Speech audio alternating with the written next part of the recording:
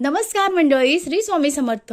महिलांनो, येत्या 10 जून 2025 वार मंगळवार आली आहे वटपौर्णिमा. या वटपौर्णिमेला असं खास महत्व आहे. आपल्या पतीला दीर्घ आयुष्य लाभावं, हाच पती आपल्याला एक जन्म नाही तर 7 जन्म भेटावा, यासाठी अनेक महिला अगदी सुंदर नटून थटून अगदी थाटामाठामध्ये जो वड आहे त्या वडाची पूजा करायला जात असतात. पण महिलांनो, तुम्ही वडाची पूजा करायला जात आहात, तुमच्या पतीला दीर्घ आयुष्य लाभावं यासाठी तुम्ही पूजा करत आहात, तर चुकूनही या ज्या चुका आहेत त्या तुम्हाला टाळायच्या आहेत. त्या चुका कोणत्या? पुढील प्रमाणे. आपण जेव्हा वडाची पूजा करायला जात आहात तेव्हा जे वड आहे त्या वडाची पूजा करताना त्या वडाला कोणत्याही प्रकारची इजा होणार नाही, एखादी फांदी आहेत किंवा झाड आहे ते तुटणार नाही, याची विशेष काळजी तुम्हाला घ्यायची आहे. त्यानंतर जेव्हा आपण तिथं आरती करणार आहात, जी फुलवात आहेत किंवा दिवा आहे तो लावणार आहोत, तर त्याचा जो चटका आहे किंवा जे आपण प्रज्वलित केलं आहे, चुकूनही त्या वडाच्या झाडाला चटका लागणार नाही याची विशेष काळजी घ्यायची आहे. त्यासोबतच जेव्हा आपण घरातून पूजा करायला जाणार आहात तेव्हा तुम्हाला काळ्या रंगाच्या, पांढऱ्या रंगाच्या आणि निळ्या रंगाच्या